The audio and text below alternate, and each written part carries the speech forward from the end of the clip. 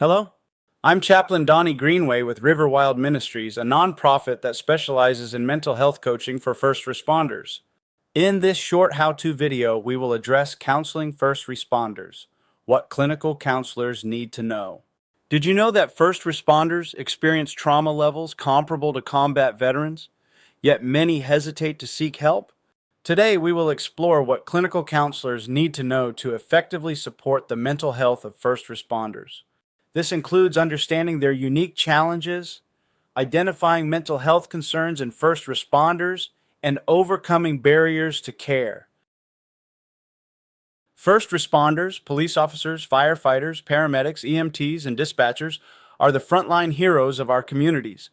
They operate in high-stakes environments, often being the first on the scene in moments of crisis.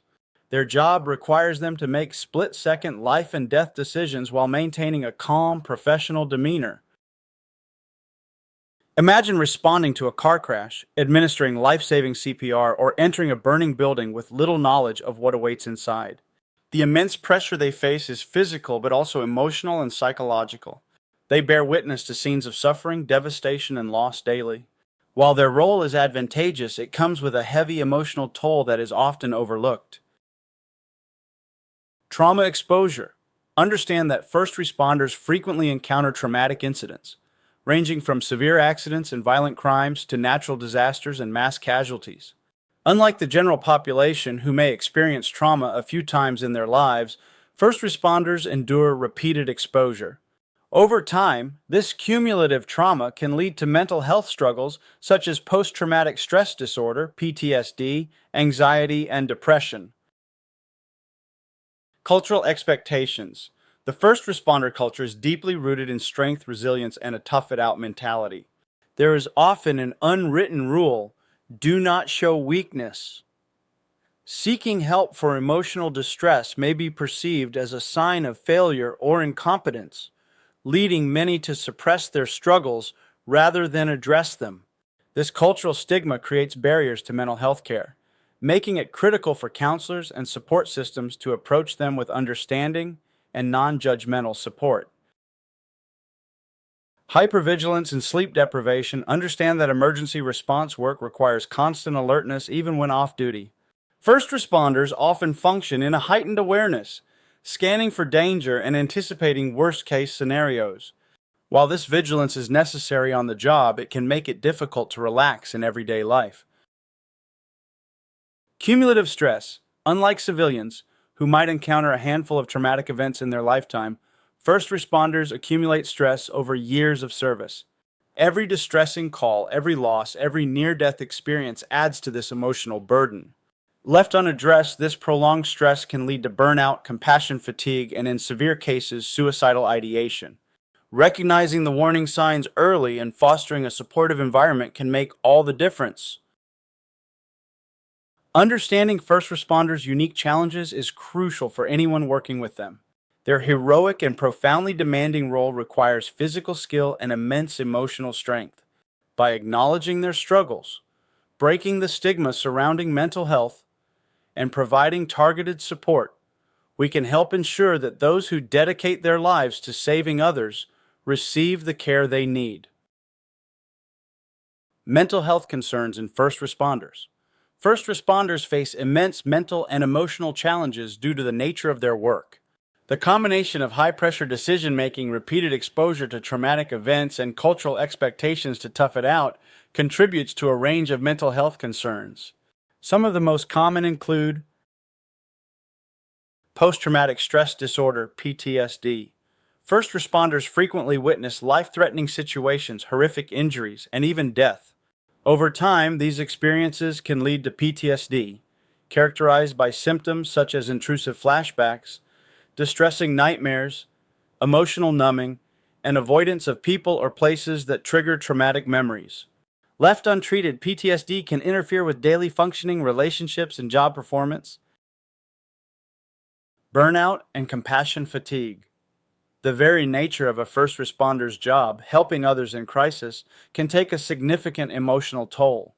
Constant exposure to suffering and distress can lead to burnout, marked by emotional exhaustion, cynicism, and a reduced sense of personal accomplishment.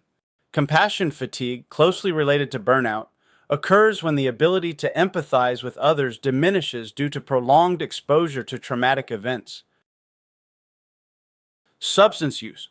Many first responders turn to alcohol or other substances as a way to cope with stress, anxiety, and trauma.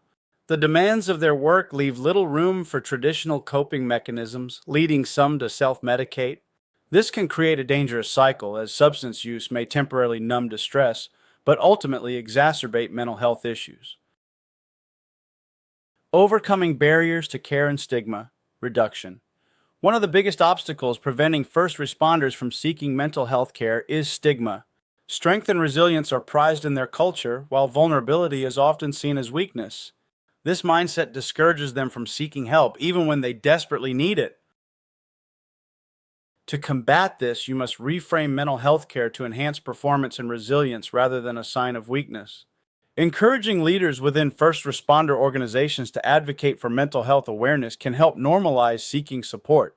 When therapy and counseling are presented as tools for strengthening mental and emotional endurance, just like physical training enhances physical ability, first responders may feel more comfortable engaging in care.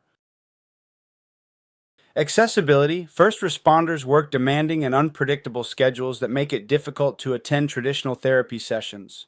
A rigid 9-to-5 model does not work for them.